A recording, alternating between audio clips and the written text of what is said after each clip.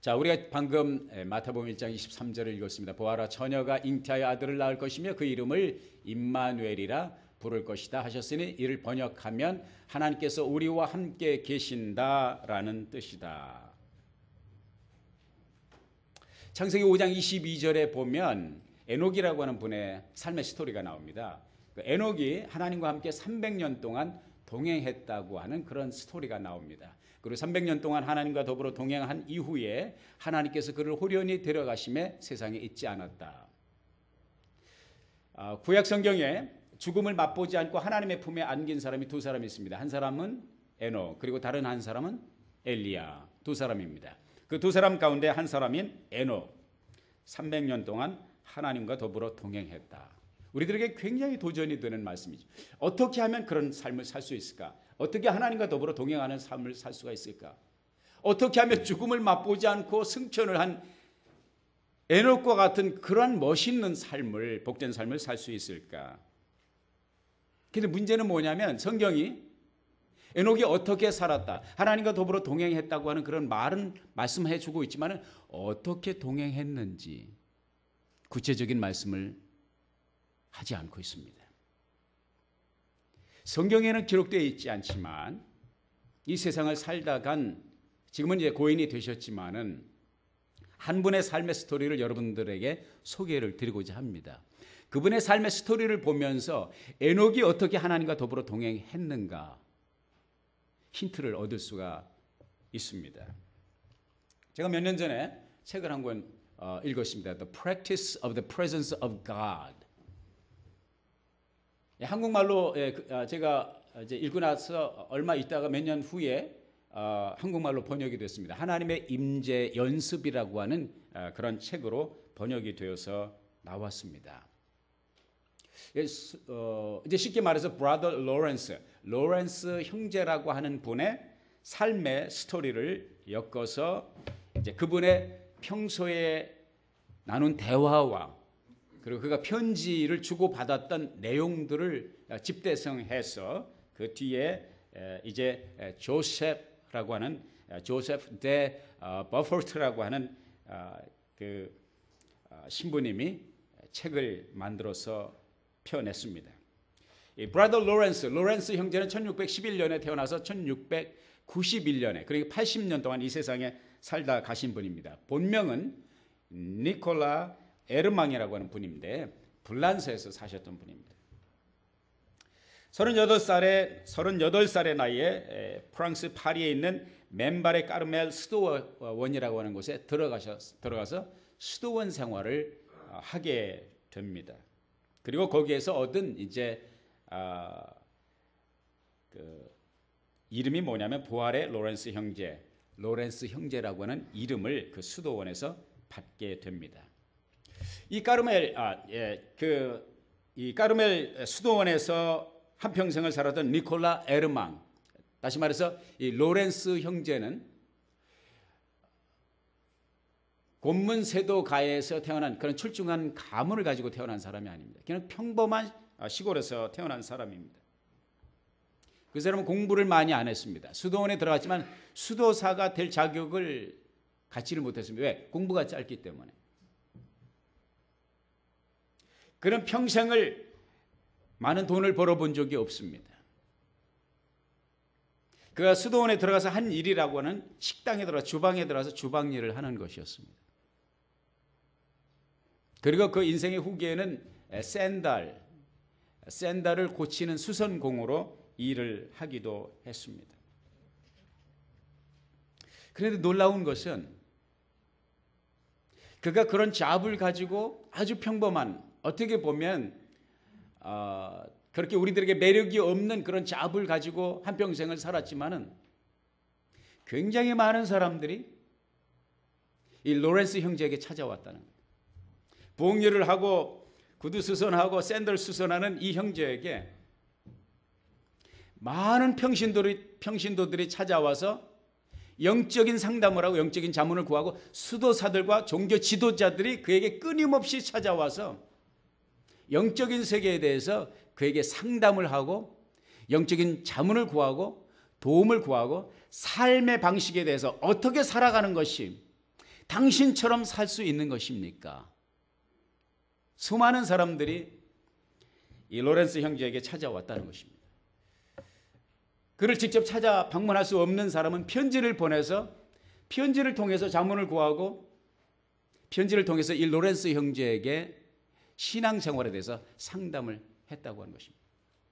도대체 무엇이 샌들을 수선하고 주방에서 주방일을 하면서 평생을 보냈던 이 로렌스 형제에게 이렇게 많은 사람들이 찾아왔고 이렇게 엄청난 영향력을 가지고 살아갈 수 있었는가?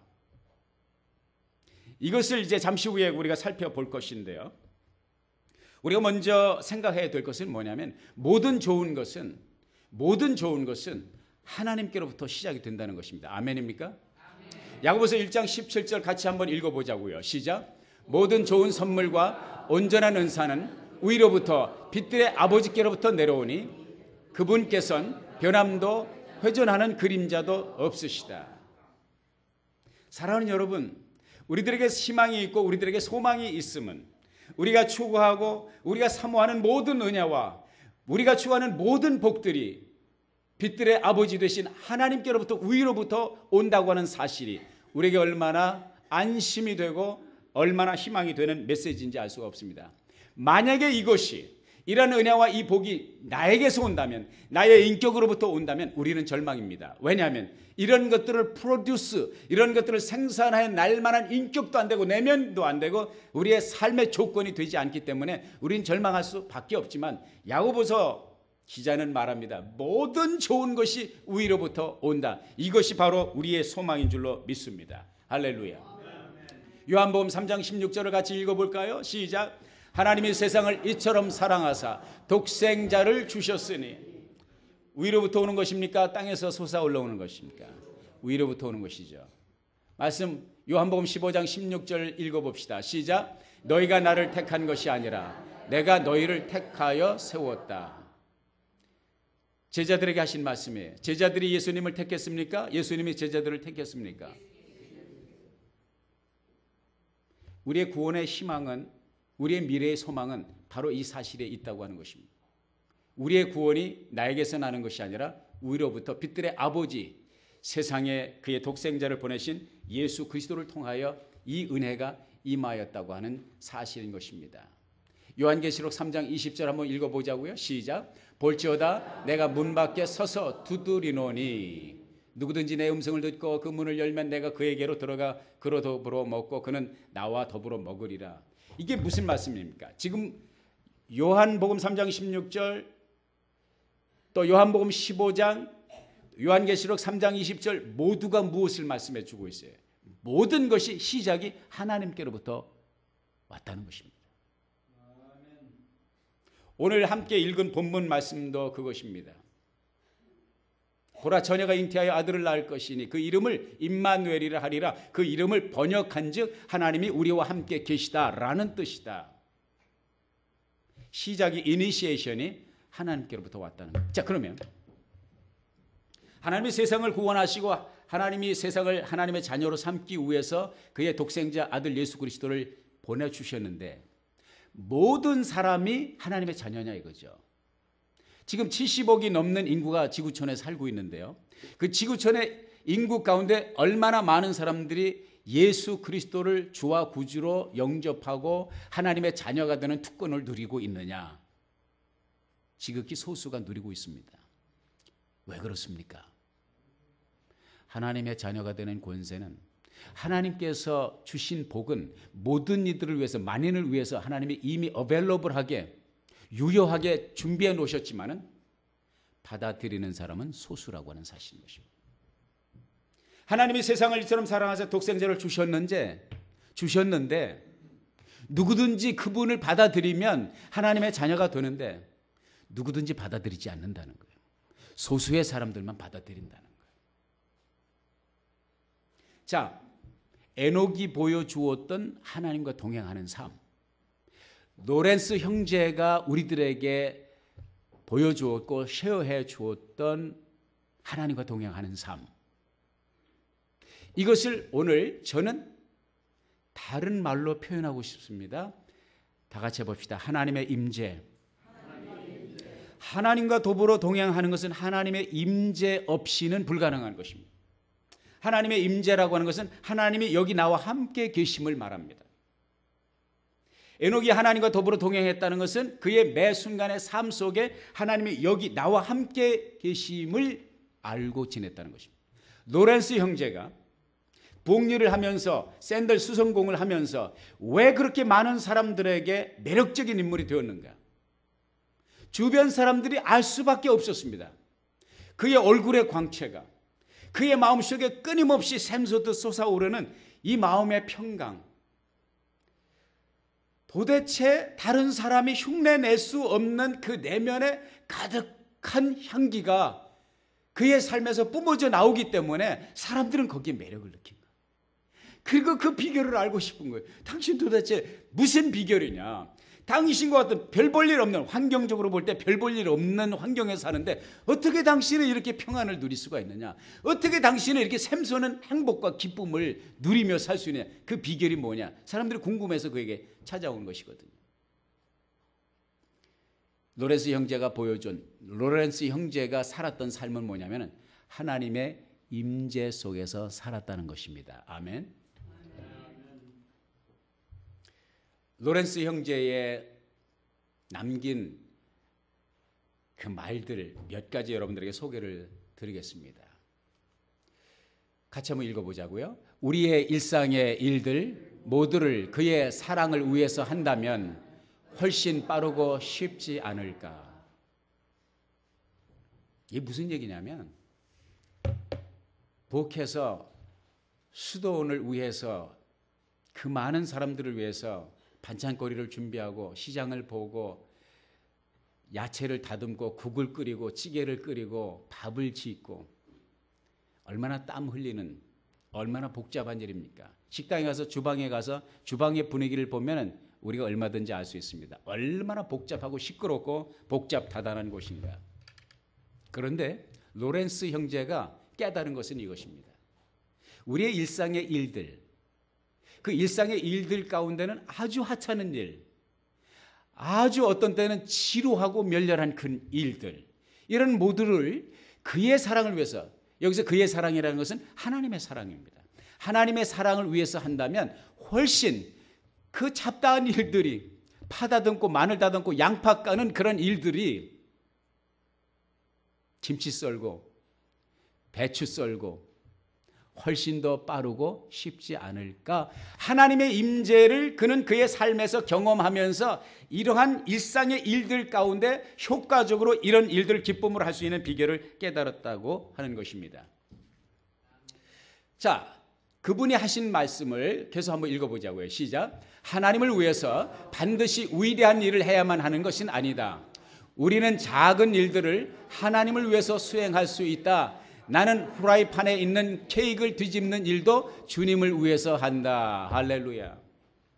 로렌스 형제가 우리들에게 보여준 진정한 신앙생활은 고상하게 성가대에서 아니면 이 강단에서 말씀을 외치고 노래를 부르며 찬양을 하는 데서만 오는 것이 아니라 일상에 하잘것없는 일 가운데서 부엌일을 하면서도 하나님의 임재를 체험할 수 있다는 것입니다. 나는 프라이팬에 있는 팬케이크를 뒤집는 일도 주님을 위해서 할 수 있다는 것입니다. 그러니까 프라이팬을 뒤집고 부엌일을 하면서도 주님의 임재를 체험하는 것입니다. 성전에서만 임재를 체험하는 것이 아니라 부엌에서도 하나님의 임재를 체험한다는 것입니다. 이것이 나는 진짜 신앙생활이라고 믿습니다. 골로새서 4장 23절에 보면 이런 말씀이 기록되어 있습니다. 무슨 일을 하든지 마음을 다하여 주께 하듯 하고 사람에게 하듯 하지 말아라.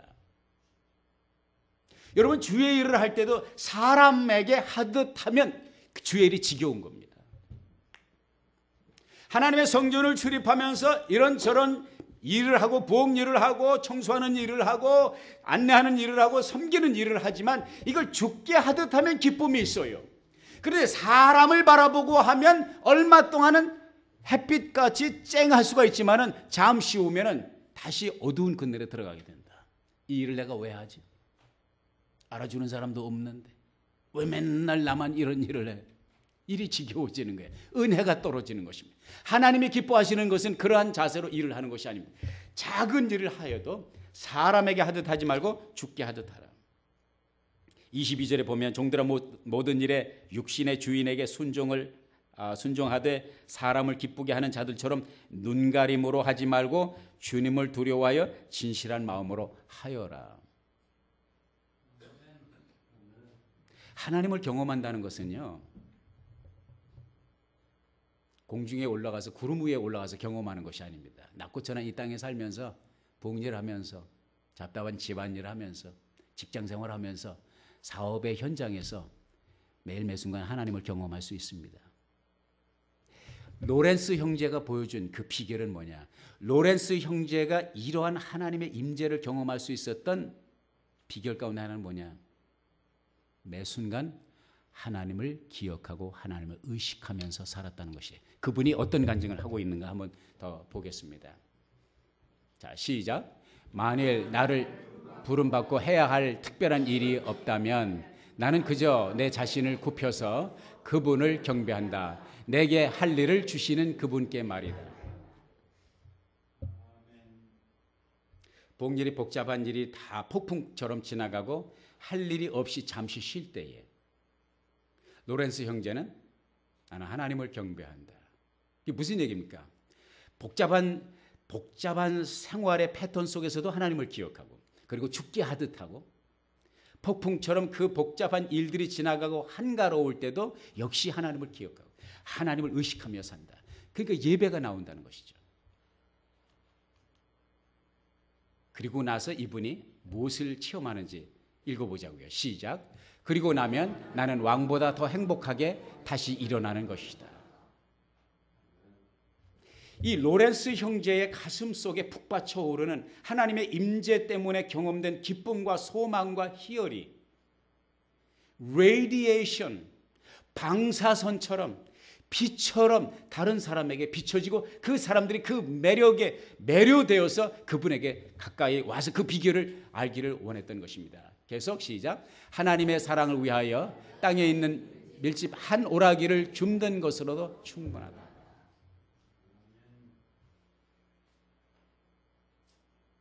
부엌에 혹은 마당에 있는 밀집 하나, 지푸라기 하나를 주를 위해서 줍는다면 이것이 행복한 일이라는 거예요. 그것으로 충분하다는 거예요. 위대한 일을 해서가 내가 위대한 것이 아니라 밀집 하나를 집어서 그 마당이 깨끗해질 수 있다면 거기에서 자기는 충분한 것을 느낀다는 것이죠.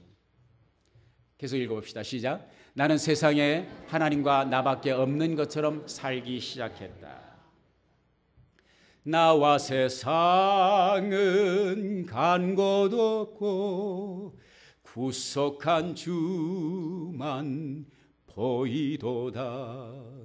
이것이 나의 간증이요 이것이 나의 찬송일세. 다 같이 나 사는 동안 끊임없이 구주를 찬송하리로다.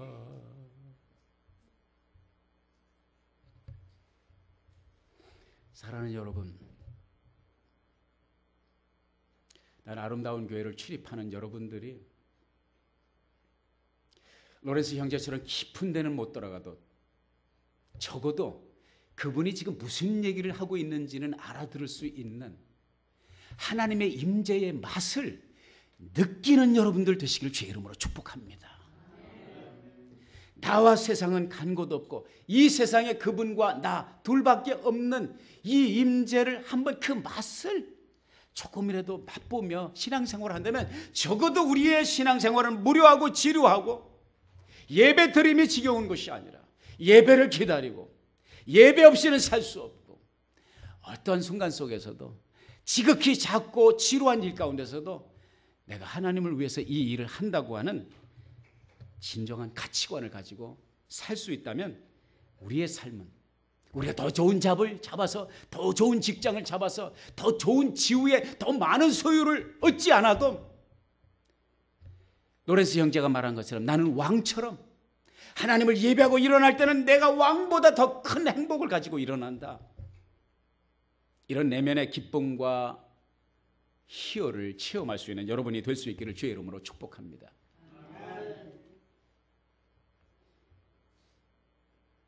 그분이 일했던 주방은 아니지만 제가 주방 사진을 하나 올렸습니다.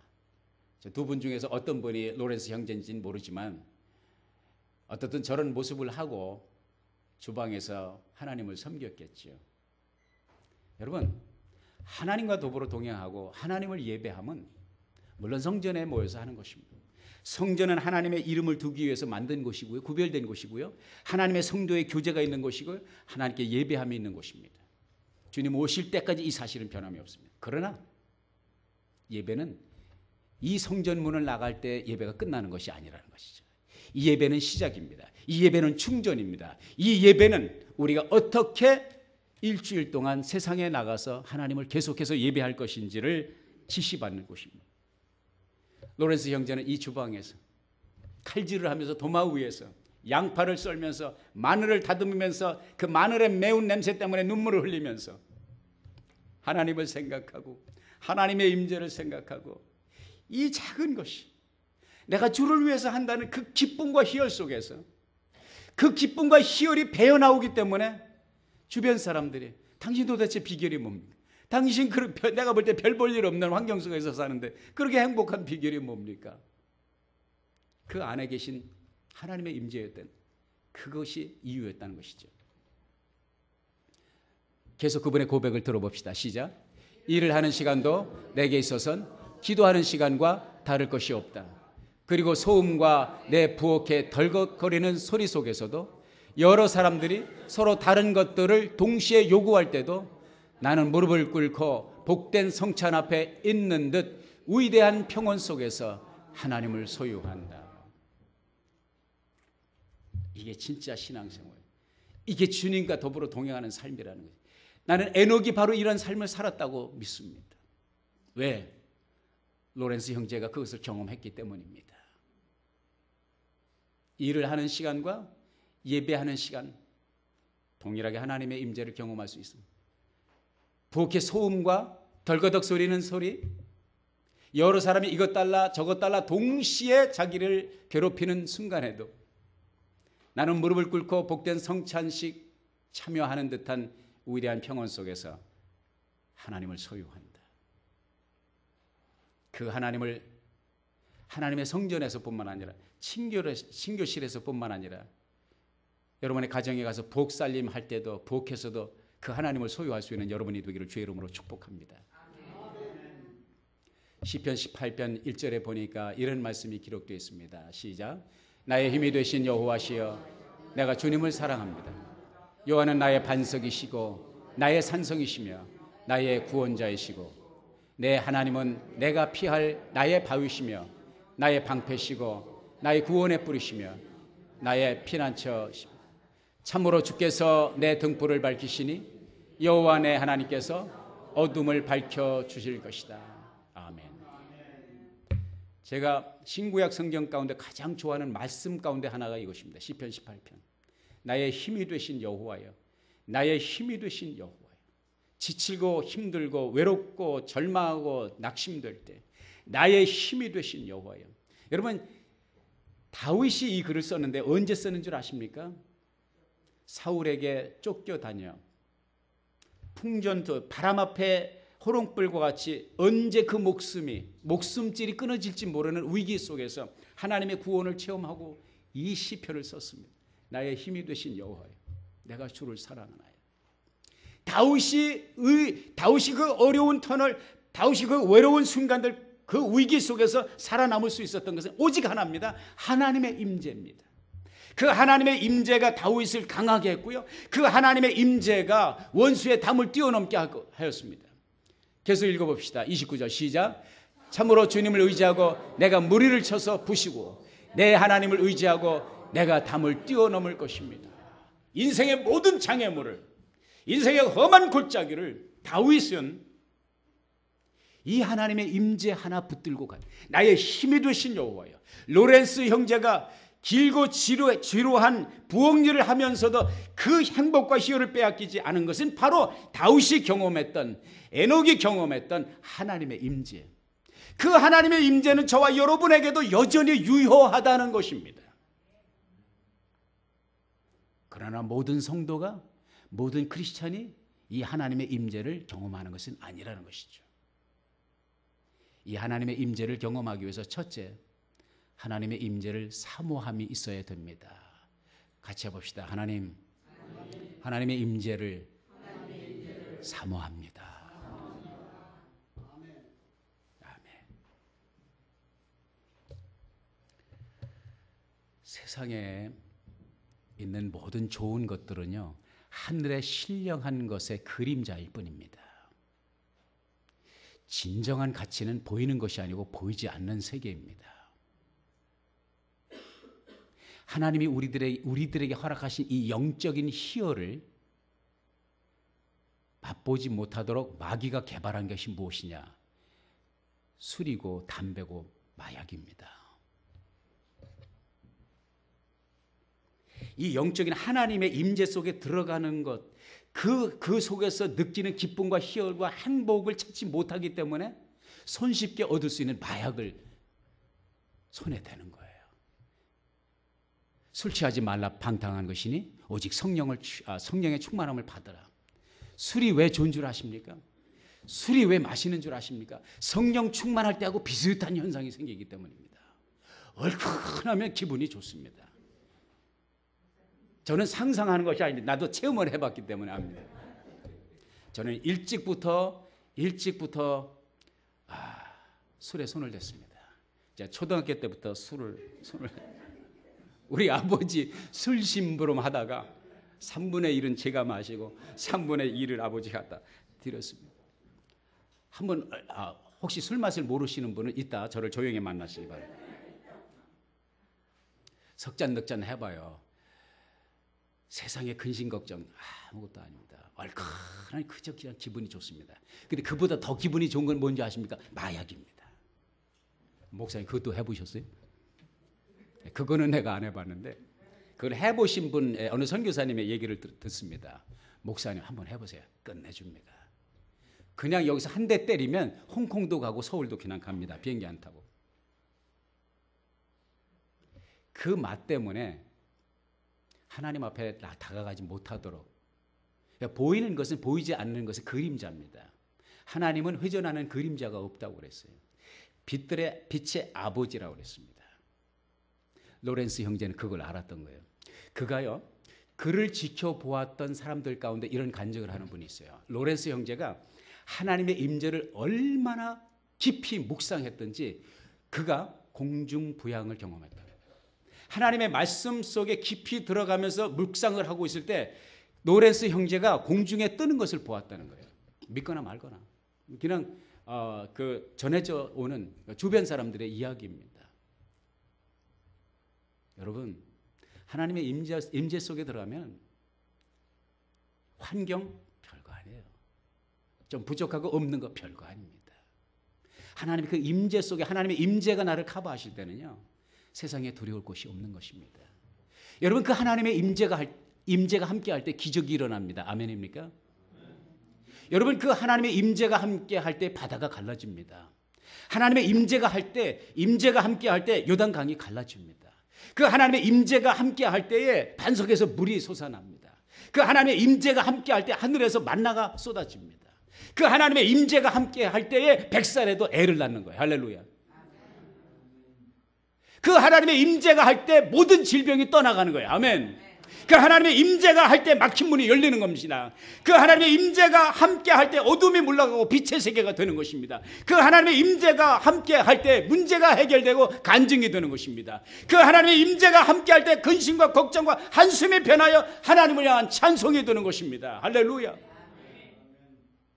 로렌스는 그것을 체험했던 거예요. 그러니까 복살림을 하면서도 임금보다, 궁궐에 있는 임금보다, 백악관에 청와대에 있는 대통령보다 부럽지 않은 행복을 누려요. 마약이 필요 없는 거예요. 술이 필요 없는 거예요. 담배 필요 없는 거예요. 그건 그림자라는 거죠. 이 하나님의 임재를 체험하며 살아가는 여러분이 되시길 바랍니다.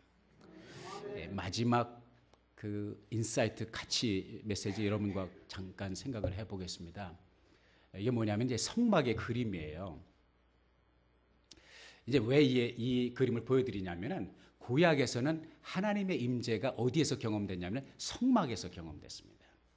구약의 하나님의 개념은 뭡니까? 하나님은 높고 높은 보좌에 계시고 인생들은 낮고 천한 이 땅에 발을 디디고 살고, 그죠? 하나님과 인간이 어디서 만날 곳은 하나예요. 성막입니다. 하나님을 위해서 준비된 곳이에요. 그래서 이제 하나님께서 출애굽기 25장 8절에 보면 이렇게 명령하고 계세요. 같이 한번 읽어보자고요. 시작. 그들이 나를 위해 성소를 지어 내가 그들 가운데 머물 수 있게 하고 내가 내게 보여줄 성막의 모형과 그 모든 기구들의 모형에 따라 너희가 그대로 만들도록 하여라. 이걸 왜 만들으려고 그러냐면 높고 높은 보좌에 계신 하나님이 낮고 천한 이 세상에 오셔서 사람들을 만나기를 원하셨던 것이에요.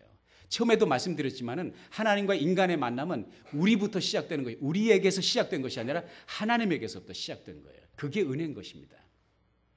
25장 10절 출애굽기 다시 한번 읽어보자고요. 시작.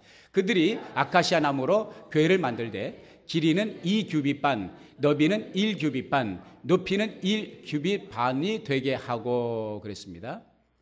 이 1규빗이라는 것은 장지 손끝에서부터 팔꿈치까지예요. 저 같은 경우는 좀 짧겠지만 일반적으로 보통 한 45cm 내지 50cm 정도 되니까 요 궤가 뭐냐면 이제 법궤예요, 언약궤예요. 이 위가 이제 시은소가 되는, 하나님의 은혜가 시어되는 시은소가 되는 거. 여기서 제사장이 하나님 앞에 제물을 드렸던 거예요. 제사를 드렸던 거예요. 이게 이제 법궤예요. 법궤인데 아까 이제 성막을 말씀드렸잖아요. 그 성막은 하나님을 만나는 곳이고 하나님의 임재를 상징하는 곳이라고 그랬잖아요. 이 성막에서 가장 중요한, 지성소에 있는 가장 중요한 성물이 뭐냐면 이 법궤입니다. 다 같이 해봅시다. 법궤. 이 법궤 속에는 하나님의 법, 모세가 받은 십계명 두 돌판이 들어가 있어요. 그리고 그 앞에 모세의 아론의 쌍난 지팡이, 그리고 만나를 담은 항아리. 잠깐 저 속에 들어가 있기는 했었는데 하나님은 모세의 쌍난 지팡이라든지 또 아니면 만나를 담은 항아리를 이 법궤 속에 넣으라고 지시한 적이 없어요. 그냥 사람이 갖다 일시적으로 넣었을 뿐입니다. 하나님의 임재를 상징합니다. 날개를 펴고 있는 그 위에 천사 같은 모양, 그룹이거든요. 하나님의 천사 그룹의 임재, 즉 하나님의 임재를 상징하는 것입니다. 그런데 재미있는 것은 내가 왜 이 사진을 보여드리냐면 이 법궤를 성막, 하나님의 임재를 상징하는 성막의 가장 중요한 성물인, 중심 중에 중심인 이 법궤를 무엇으로 만들라고 그러신 줄 아세요? 아까 말씀드렸죠? 아카시아 나무, 시띠나무, 가시나무예요. 아카시아 나무는 여러분 나무 중에서 그렇게 매력적인 나무가 아닙니다. 제가 어렸을 때 자랄 때 우리 동네 아카시아 나무가 많았어요. 아카시아 나무 쓸 때라고는 딱 하나입니다. 땔감입니다. 목재로 못 써요. 석가래 못 해요. 기둥 못 세웁니다. 타기는 기가 막히게 잘 타. 근데 그게 힘들어. 왜? 그거 아궁이에 집어넣으려면 가시를 많이 찔리거든요. 근데 요게 이제 시띠나무고 요게 아카시아 나무인데 광야에, 그러니까 신의 반도 그 광야에 흔하게 볼 수 있는 나무예요. 멀리서 보면 우아한 것 같지만 자세히 보면 이 가시나무란 말이에요. 근데 하나님 신기하게도 이거를 다듬어서 법궤를 만들어라는 거예요. 이게 제목감이 안 되니까 붙이고 이렇게 이제 붙여서 조각조각 이어서 만들어라는 거예요. 그리고 거기다가 뭘 입혔냐면 금을 입혔습니다. 그래서 이런 이제 법궤가 만들어져요. 마지막 한 가지 메시지만 나눠보자고요. 이 아카시아 나무는 무엇을 상징하는 줄 아십니까? 바로 나와 여러분을 상징합니다. 아멘. 나무 중에 쓸모없는 나무 중에 가시가 많이 돋은 나무. 우리 각자의 내면 세계는 가시들이 많아요. 내 속에 내가 너무도 많아. 주님이 쉴 곳 없고. 하덕규 집사가 부른 노래. 내 나무 그늘에 쉬기 위해서 날아온 어린 새들이 내 가시에 찔려서 다시 날아가고, 가까이 하고 싶어서 가까이 하면 찔리고, 나도 찔리고, 나 때문에 내 옆에 사람도 찔리고. 그게 가시나무야. 우리 인격이야. 우리 모난 인격, 우리 부족한 내면 세계.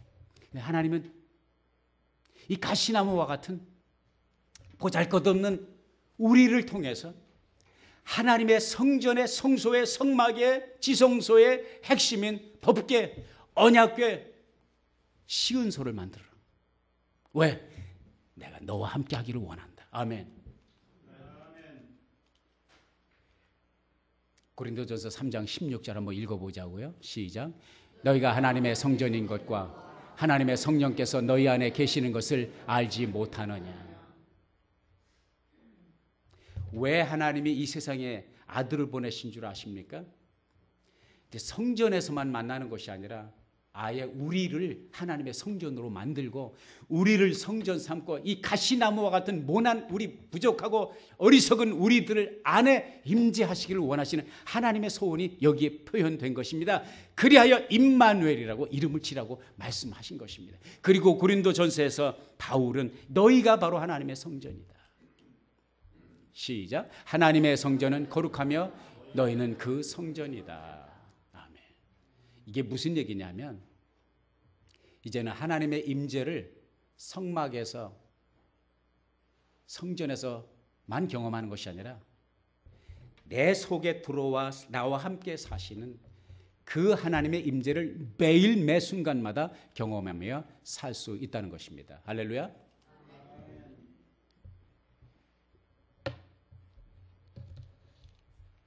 주님의 이름으로 도전합니다.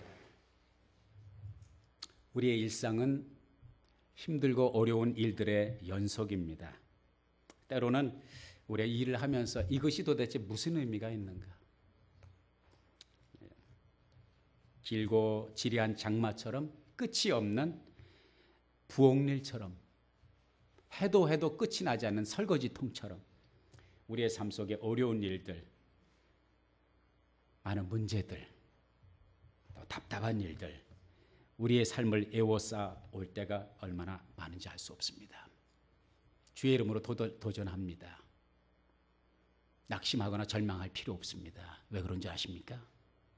브라더 로렌스 형제가 우리들에게 보여준 하나님의 임재를 경험하는, 하나님의 임재 속에 사는 것은 높고 위대한 신분에서 특별한 곳에서가 아니라 부엌일을 하면서도, 집안일을 하면서도, 아이들과 뒤치다꺼리 하면서 힘든 일을 하는 삶 가운데서도, 길고 힘들고 지루한 직장 생활 가운데서도, 끊임없이 우리들에게 도전을 가져다 주는 사업의 현장에서도 우리는 그분과 함께 동행할 수 있다는 것입니다.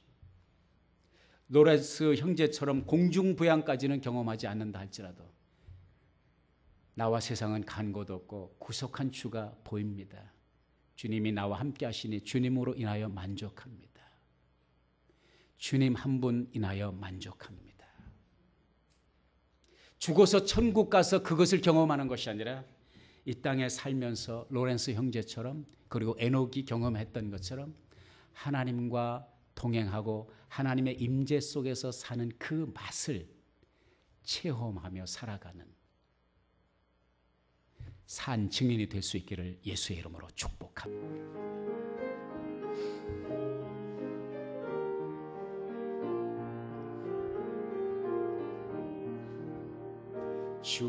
주께 두 손 모아 비나니 그 신 은총 베푸사 밝아오는 이 아침을 환히 비춰주소서. 오 주님 모든 허물을 보여 피조물의 피로 씻기어 하나님 사랑 안에서 행복을 갖게 하소서. 서로 믿음 안에서 서로 소망 가운데 서로 사랑 안에서 손잡고 가는 길, 오 주 사랑의 종소리가 사랑의 종소리가 이 시간 우리 모두를 감싸게 하여 주소서.